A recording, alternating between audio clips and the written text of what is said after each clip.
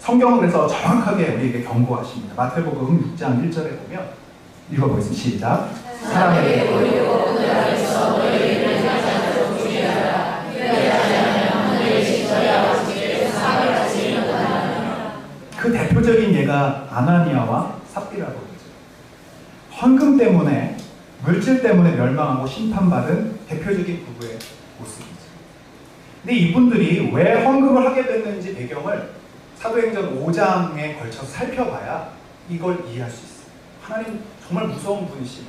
헌금 떼먹었다고 이렇게까지 죽이시나 하는 그런 의문점을 우리가 가질 수 있는데, 여러분 이 배경을 좀 잘 아셔야 돼요. 5장 31절 말씀 한번 읽어보겠습니다. 시작. 이들 다음에 우리 조신 충성하더니 우리가 성령이 충만하여 담대히 하나님의 말씀을 전하라. 믿는 우리가 한 마음과 한 뜻이되어 소돔으로 성령하고 자기 죄를 주님으로 자기 것을 하느니가 하나로. 성령의 임재가 교회에 임하게 되면서 모두가 성령 충만을 받으면서 성도들이 한 마음과 한 뜻이 되면서 모든 물건을 내 것이라고 말하지 않게, 하나님이 우리의 주인이심을 명확하게 깨닫게 됩니다.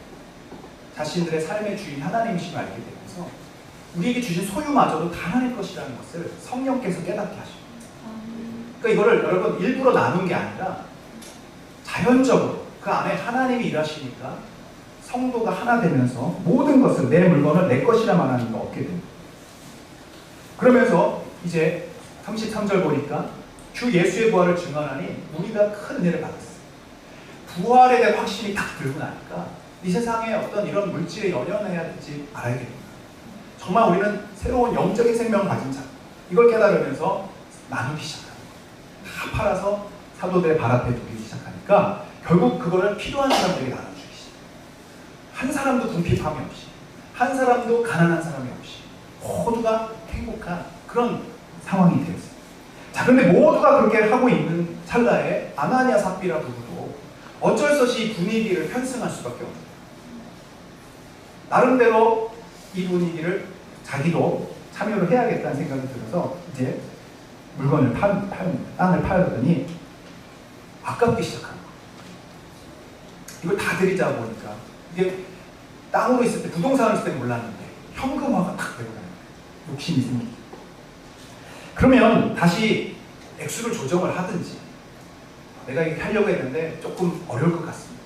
그러면서 베드로에게 이야기를 했더라면 나을 수 있었어요. 그래서 베드로도 그렇게 얘기를 하죠.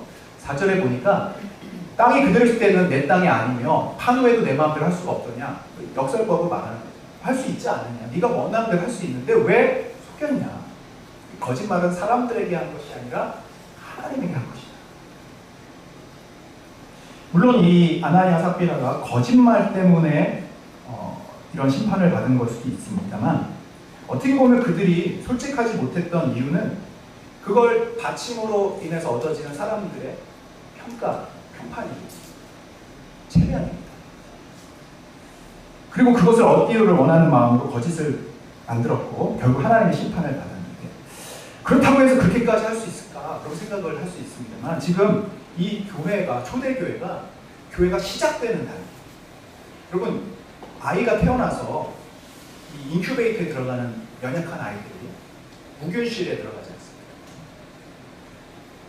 건강한 사람들이라면 뭐 균을 소화해내고 면역을 가지고 이겨낼 수 있습니다만, 이 아이가 막 탄생한 아이가 이 면역이 약할 때 그거를 어떠한 균으로부터도 보호하고 지켜야 되는 그런 상황입니다.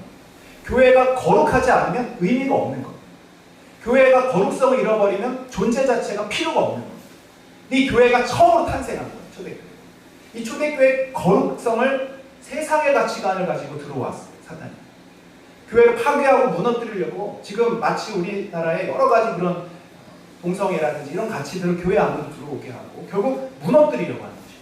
가정과 교회를 무너뜨리면 하나님의 나라가 결국 세워질 수 없다는 것, 사단은 너무나 잘 알았기 때문에 이 두 부부를 통해 이 세속주의, 물질 만능주의를 교회 안에 퍼뜨리려고 들어옵니다. 하나님이 이 부분을 심판하실 수밖에 없어요. 그래서 경고가 되어서 결국 이 5장 6장 뒤에 보면은 두려워 떨더라 교회가. 그 얘기입니다. 교회가 면역력이 길러지기 시작하고 거룩성을 잃어버리지 않고 2000년을 이어오게 되는 그런 중요한 사건이 된 것입니다. 그들은 하나님을 섬기는 것 같았지만 결국 자기들 안에 있는 욕망, 사람들의 평가, 인정, 그리고 물질로 얻어질 더 큰 부, 이것이 그들이 원했던 우상이었다.